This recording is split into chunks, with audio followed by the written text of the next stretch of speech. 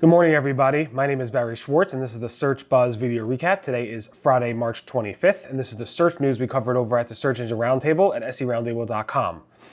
A lot to discuss. We had a Google March 2022 product reviews update. Tell you what we're seeing so far. Google Search and Google Maps released some data that may or may not surprise you. Get into the data a little bit later. Google Ads has made some updates and tweaks, and there were a bunch of UI tests, some good, some bad. Some news on Ukraine and Russia situation, and a lot more. So definitely stay tuned. Of course, I'd like to thank our sponsor, de-SEOing.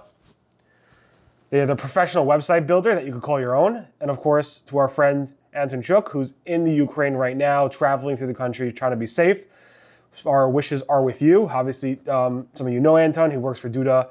So we're all praying for you and wishing you the most, I don't even know what to say, but just be safe, and we're thinking about you all.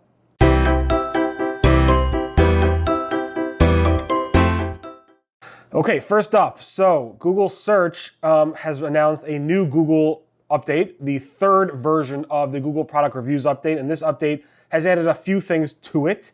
And so far we're not seeing much, but let me tell you what Google said. Basically, what happened was on March 23rd around noon, 12 p.m. Eastern, Google has officially started rolling out this update. It will take about a few weeks to roll out.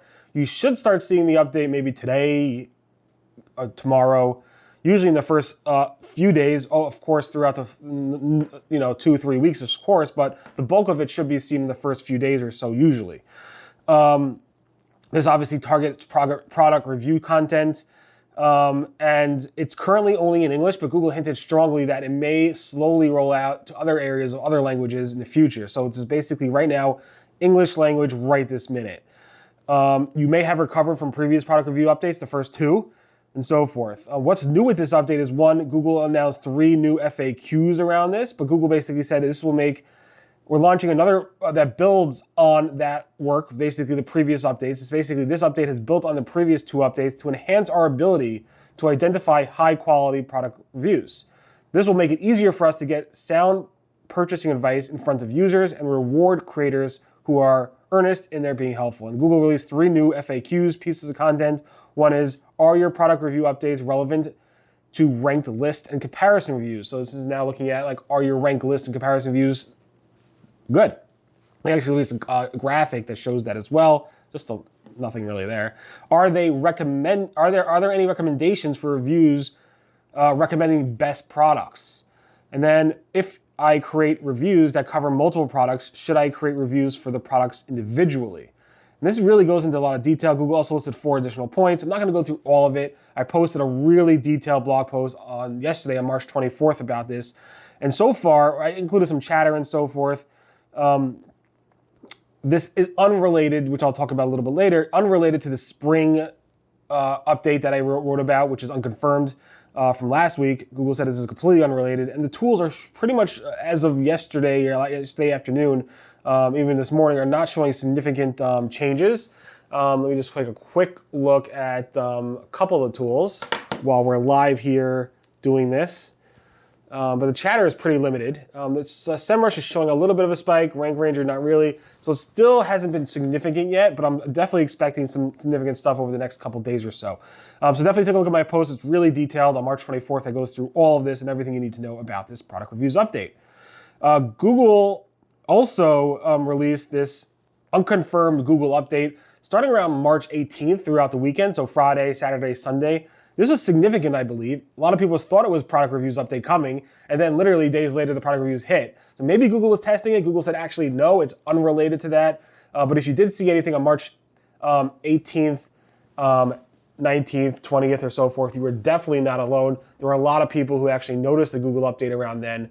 And there was definitely a significant amount of chatter and significant amount of tools that show that update. So again, Google said the spring 2022 update, which launched around March 18th, 19th, 20th, which Google did not confirm, says is unrelated to anything with this product reviews update. Google released a bunch of data on Google Search. This was basically like a highlight profile of Danny Sullivan working at Google and how his 25 years of covering search. And in that, he actually released some pretty good nuggets around what was going on with search. One is, he said, over the last 7 years, our internal metrics, this is based on quality rater data, so that the number of irrelevant results showing to searchers in the search results has decreased by over 50%. That's number one stat. Number two stat is that searchers are over 60% more likely to search using natural language as opposed to like robotic terms, like, I don't know, just basically searching like you would talk using natural language. And the fourth stat was that more than 5,000 changes were made to Google search in 2021 alone. If you look at the data from 2020, the year 2020, that number was 4,500, so about 500 more changes this year to last year. Previously in 2019, Google made 3,200 changes, and in 2018 it was another about 3,200 changes as well. So 5,000 last year, 4,500 the year before, 3,200 the previous 2 years before that. So Google's rapidly making changes to search. Also, Google said they conducted over 800,000 experiments in Google search. That's insane, an insane number. I think the previous year was like 750,000. I can't even fathom testing that many things. But again, that's what machine learning and AI is for. So anyway, those are some new data on Google search. And some new data on Google Maps around reviews and spam control. Google said, here's some data. Google blocked 100 million fraudulent and abusive reviews of Google Business Profile edits. So somebody trying to make edits to your business profile, Google blocked most of them. Google said 7 million fake Google Business Profiles were removed. Google said that 12 million fake Google Business Profiles were prevented from being created in the first place. 8 million fraudulent attempts to claim Google Business Profiles were blocked. 1 million accounts were disabled for policy violations. 95 million policy violation reviews were blocked or removed. 190 million photos were blocked or removed, and 5 million videos were removed for content privacy violations. So Google is doing a lot of work there. They did claim that this number, there's only 1%, what was the number? Basically, they said Google also boasted that less than 1% of all content that was viewed in Google Maps were fraudulent or abusive. I can't imagine that to be true, but Google, I'm sure there's some type of fuzzy logic around that and how that is true. Google's John Mueller said they actually looked into doing some type of eco-friendly ranking boost for sites. So Google's websites were like eco-friendly, whatever you want to define, maybe the servers or maybe the way the page load and stuff like that was eco-friendly. Google looked into potentially giving a ranking boost for being eco-friendly, but it was a little bit too hard, John Mueller said.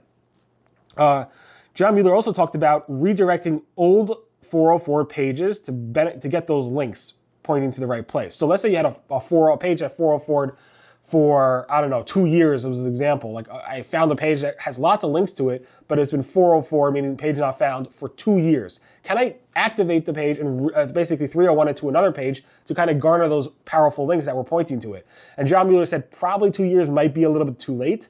But he said if those links are super powerful or very strong, he said, then maybe it will start to pass. It really depends on the links, he said. So I guess if you see a 404 page that you want those links to start to benefit you, make sure to 301 that link to a page that's relevant to the old page so that you can get that links. I'm not sure if it'll work, but it seems like it's worth trying.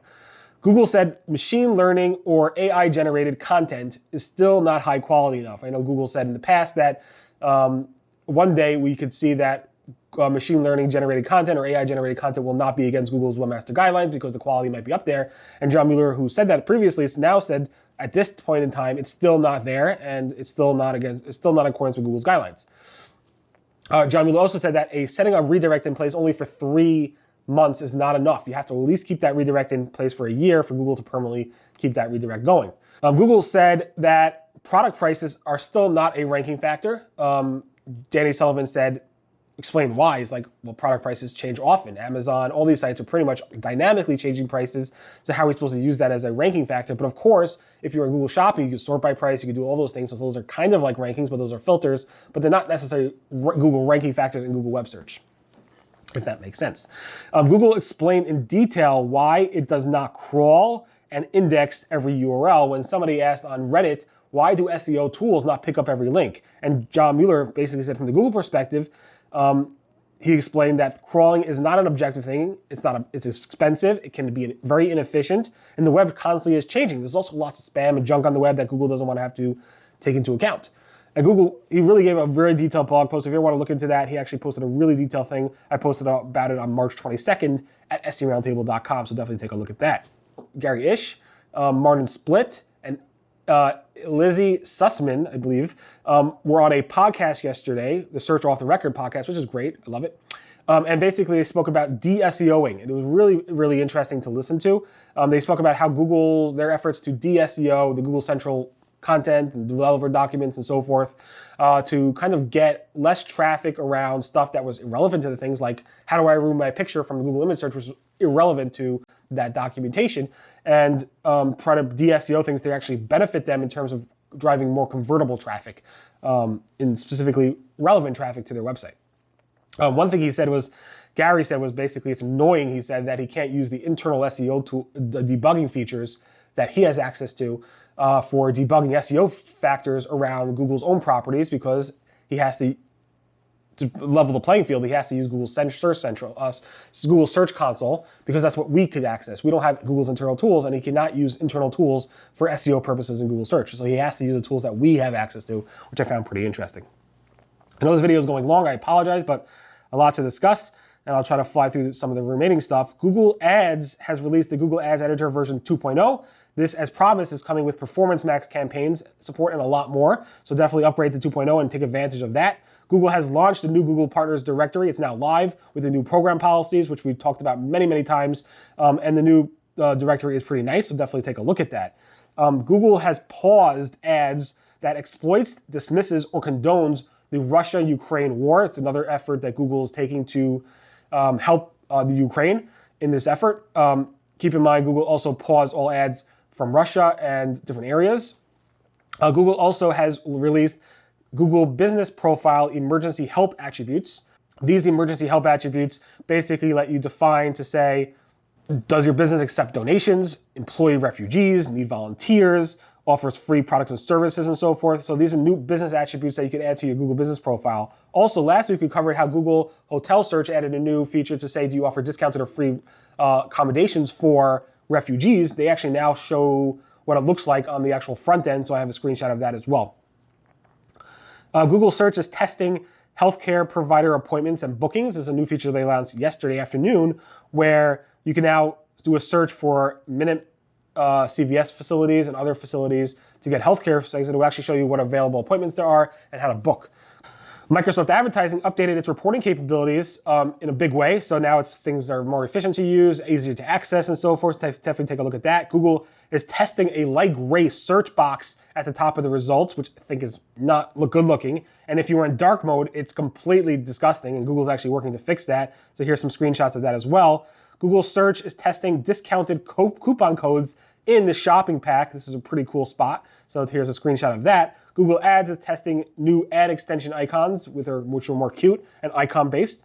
Google is also testing lower price icons in the shopping search results. It's basically a little attribute that tells you this is a lower price than other competitors.